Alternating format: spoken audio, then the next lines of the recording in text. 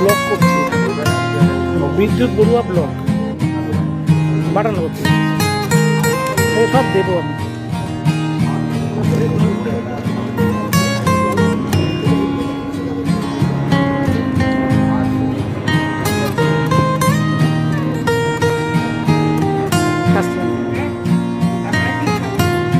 Block, এটা block block. হ্যাঁ, এখন প্রচুর ব্লগার বেরিয়েছে, প্রচুর।